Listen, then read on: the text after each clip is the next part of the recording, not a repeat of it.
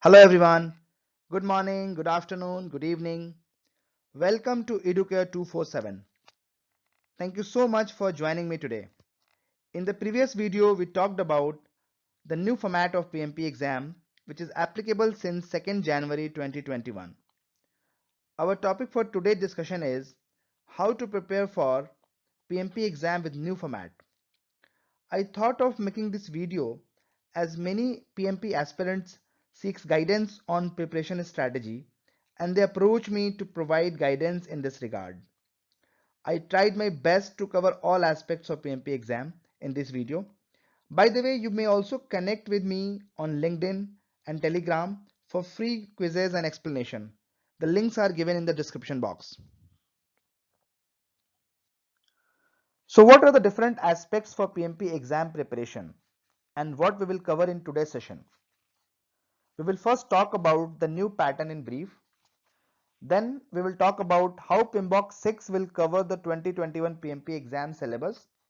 We will also talk about the PMI's talent triangle and the relationship with three different domains. It's a part of our new syllabus. We will talk about the different domain, that is people, process and business environment, and how it is being covered by PMBOK 6. We'll also talk about at last how to prepare for PMP exam. The syllabus for the 2021 PMP exam is detailed out in May 2020 edition of the PMP examination content outline. You can download the current PMP exam content outline from the PMI website.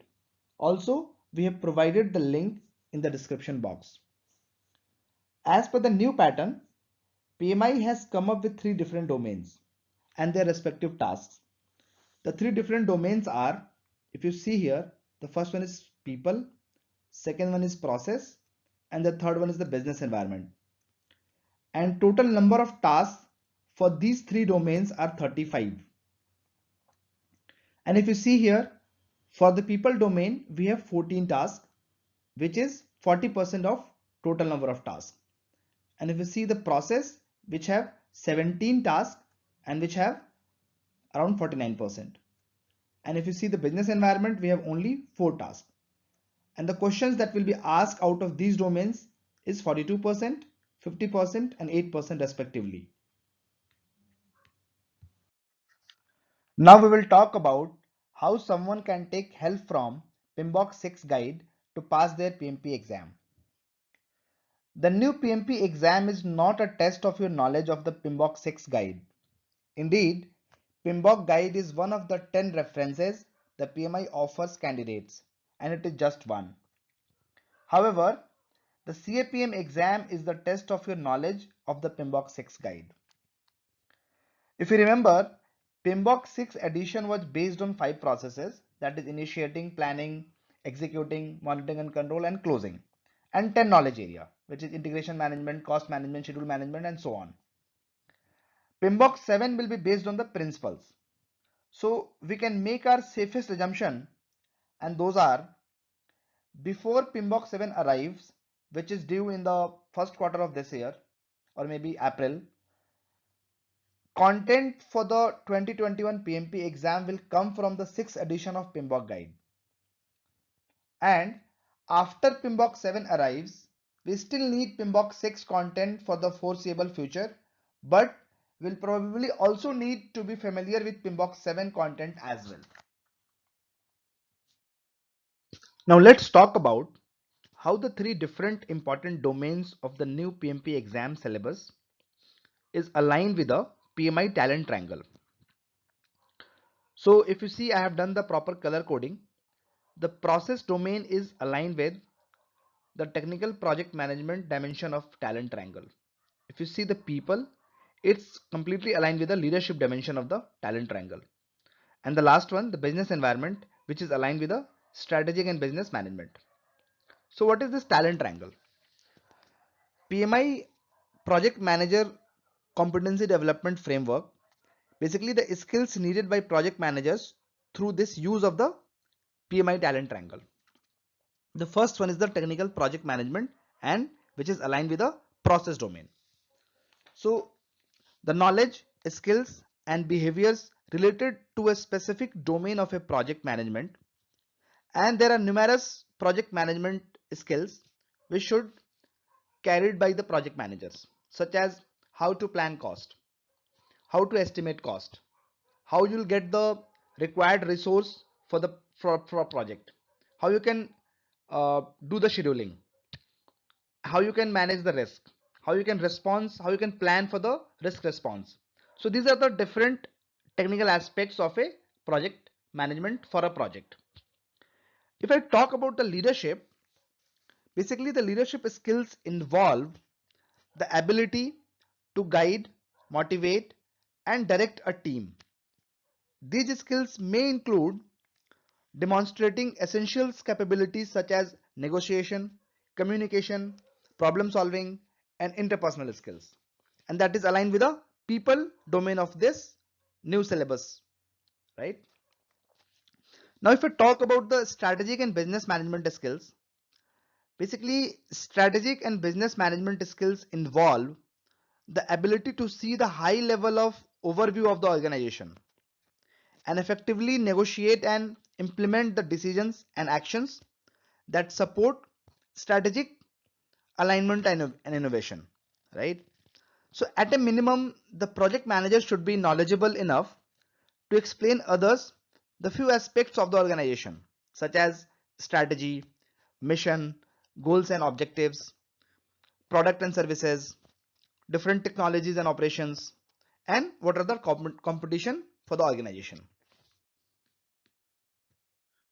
Let's talk about the domain one, which is the people domain, and the task listed under this domain in PMP examination content outline that is published in May 2020. So what I have done, I have mapped all the tasks with the chapters given in PMBOK 6 guide and one of my favorite book, that is Rita Mulke. I suggest you must refer Rita Mulke to pass your PMP exam. And I have also mentioned what are the different tasks that is or that can be covered by these two sources and which you can refer. So if you see here, task 1 is, as per the PMP examination content outline, is manage conflict. And there are multiple enablers under this, but in order to achieve that task, in order to understand that task, you can refer the Rita Mulke 9th edition book for page number 394 and 348, which is the conflict management. And also the same topic you may refer in PMBOK 6, that is managing conflict. If you see the next task, that is task 2 to 7, so 2, 3, 4, 5, 6, 7, and task 11, 12, 14. So these tasks are related with the resource management. So you can refer the full chapter, that is Rita Mulke 9th edition resource management chapter, and also you can search a topic team management and leadership in the PMBOK 6 guide. Now the next topic is negotiation, that is the task 8 in PMP examination content outline, and for that you may refer the page number 381 in Rita Mulke 9th edition, that is the negotiation topic, and the same topic can be searched in PMBOK 6.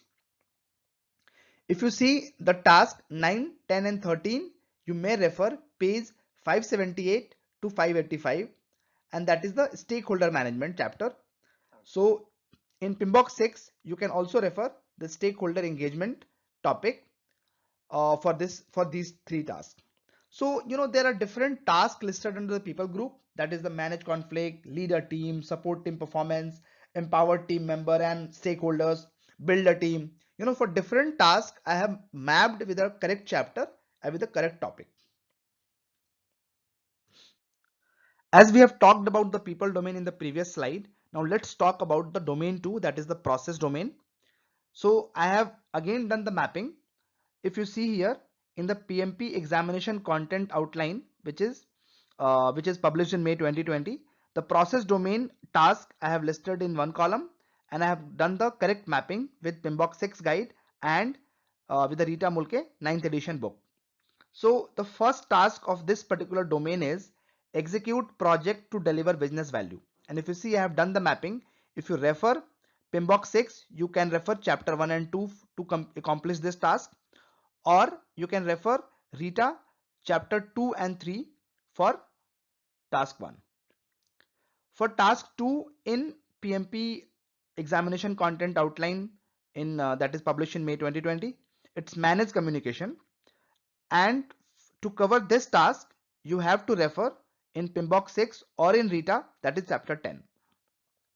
Similarly, for task 3, that is assess and manage risk, you have to refer chapter 11. For engage stakeholders, you have to refer chapter 13. For next task, that is task 5th, plan and manage budget and resources, you have to refer chapter 7 and 9 respectively. For task 6, uh, it's plan and manage schedule, you have to refer chapter 6. For chapter 7, that is for task 7, that is plan and manage quality of products and deliverables, you have to refer chapter 8, that is the quality management.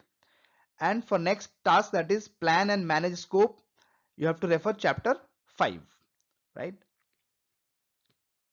So in continuation, if you see for task 9, integrate project planning and activities, that is covered by chapter 4. If you see task 10, that is manage project changes, it's chapter 4 and 5. If you see the task 11, that is plan and manage procurement, you have to refer chapter 12 in PMBOK. And there are a few other topics, let's say task 13, which is determine appropriate project methodology and methods and practices. So for that you have to refer chapter 1 and agile practice guide. So in PMBOK 6 also, in the last section you'll get this particular guide. There are so many frameworks, Scrum, Kanban, XP, so those you have to refer. And for task 14, 15 and 16, that is establish project governance, manage project issues, ensure knowledge transfer for project continuity. These topics are new in the PMP exam, so these are missing from PMBOK. Okay, we may refer some online content, or we will be releasing the videos on these topics. You can refer, or you can look for the uh, other video update that we will be releasing on the YouTube. And next task is task 17, that is plan and manage project phase closure or transitions, that is covered by chapter 6. Now let's talk about the last domain, that is domain 3, which is business environment. This domain is very similar in intent to the strategic and business management dimension of the talent triangle, though necessarily it is smaller in scope, and it only makes up 8% of the exam and had only 4 tasks. So if you see here, I have already listed. So the first task is plan and manage project compliance. So basically, along with your task 14 in process domain, you have to understand the project governance as well. Now next task is evaluate and deliver the project benefits and value. Okay, so basically the value driven project that we talk about in mostly in agile and traditional method of the project management, so that we have to cover. The next is evaluate and address external business environment changes for impact on scope. And the fourth one is support organizational change. So we have reached to the last leg of our today's session, that is how to prepare for PMP exam. It's very important one. Preparing for a major professional examination such as PMP is a project itself, which requires strategic planning, high commitment, hard work, and lots of practices. So the first of all, you need 35 hours of project management training or project management education. We call it 35 PDUs before you apply for the PMP exam. So you can opt for two methods of the training. Either you can go for PMI authorized PMP training, or you can go for the non-approved PMP preparation training. I will strongly suggest the first one.